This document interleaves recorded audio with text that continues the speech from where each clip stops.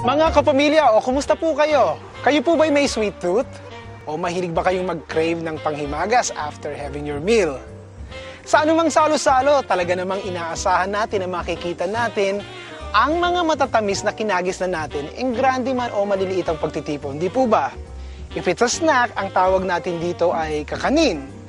And if it's your after-dinner treat naman, kadalasan tinatawag natin ditong panghimagas or matatamis. Well, whatever you call it, isang very sweet episode po ang hatid namin sa inyo today. And mamaya in our program, makikilala nyo po ang aming Pinay chef guest at ang baon-baon niyang matatamis na recipes. Mga kapamilya, ako po si Ron Bilaro, and you're watching Life Pinoy Style.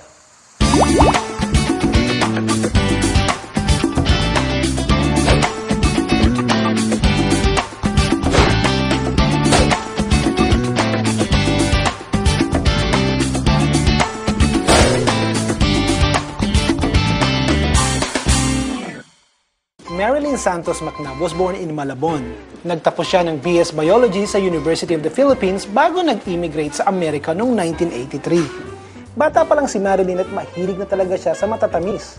She studied food service at the College of DuPage. In 1987, nakilala ni Marilyn si Jim na isa ring chef. Bukod sa pagiging pastry chef, nagbukas si Marilyn noong 1990 ng sarili niyang bakery called Plain and Fancy, where she sold more than 200 bags of pandesal every single day. Pero noong 1999, nagka-breast cancer si Marilyn at napilitan siyang isara ang bakery.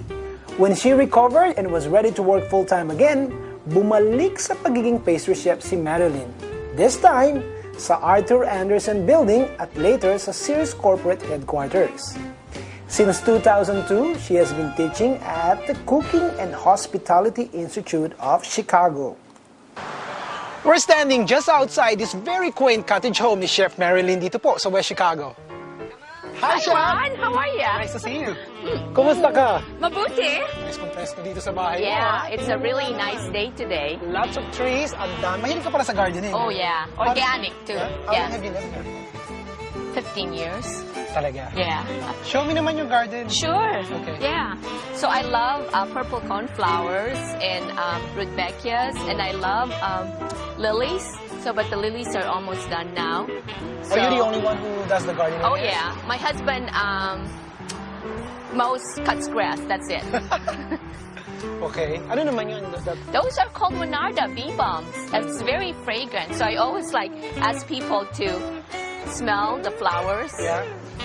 Smell the roses. Fragrant? So, yes. Yeah. This is what they put in Earl Grey. Oh, Bergamot. Parang basil lagyan sa pasta. Yeah. Let me show you the backyard, Ron. Okay. Yun nga tatanong ko sa'yo having this huge backyard here, nagtatanim ka rin ba ng mga herbs? Oh yeah, I have cilantro, I have basil, I have oregano. So, but I can't plant too many vegetables because of the deep shade. But I have pumpkin. I'm trying to grow pumpkin and I have a lot of flowers. Bakit gardening ang nahilig mo? You know, ever since the Pilipinas, when I was young, I would plant, bataw. And I would, and kamyas, and I would take it to the palengke and get pocket money for that. Sayang naman, ano? Kasi pagdating ng fall, lalong-lalo na winter, wala na naman lahat to. Yeah, but they come back every year. These are all perennials. They come back year after year after year. So I just clean it up every year. Yeah. And show me your favorite plant. Okay, I just want to show you the Oriental lily. Okay. I love this because it smells like ilang-ilang. This one? Yes. So I always thought you called it stargazer. Stargazer. Oh, stargazer. Yeah, but it's an Oriental lily, and I have a lot of those everywhere in the garden. Sayang hindi gardening ang topic natin ngayon, di ba? Well, I can be guest another time. Well, we have received a lot of emails from our viewers requesting recipes like pandesal, cassava cake, ube, Ube halaya, at saka hopya. hopya. How did you come up with these recipes? Well, when I had the bakery, I would do it's a Filipino bakery, so lahat puro Filipino dessert. So I learned how to make all the recipes for that's popular with the Filipino community. Okay. So, Teka, bago tayo magtagal, cooking show to, then Yeah. we should get back to cooking, okay, ha? let's go. Let's go to the kusina? Yeah, because you know what? It's such a nice day today. Maybe we could just cook outside. Oh, siyempre, baka matulog ako yan habang nagluluto tayo. Ang ganda kasi. Okay, let's Yeah, go. okay. Okay. Mga kapamilya, huwag po kayong aalis. Magbabalik po ang Live Pinoy Style.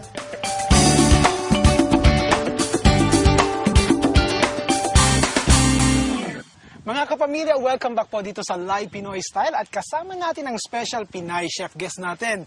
Si Chef Marilyn McNabb dito sa West Chicago and she is going to share her cup ho recipes. Alam niyo ba kung ano ibig sabihin ng cup ho?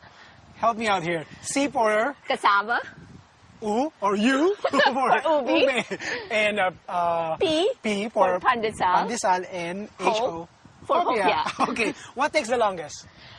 Pandesal, but the cassava takes a lot longer to bake. So, Okay. So let's do that first. We'll start with the Alright. cassava. Pero teka, mga kapamilya, before you get that pen and paper para isulat to, o baka maghabol kasi kayo mamaya so you don't have to do that. Just log into our website at livepinoystyle.com and you can get the recipes that we are doing today.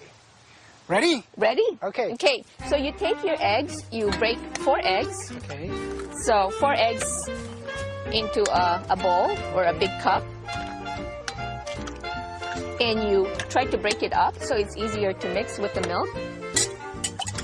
And I just want to break up the eggs, not really whisk it, Slightly, maybe. slightly. Itong recipe mo to about how many servings? Oh, a lot.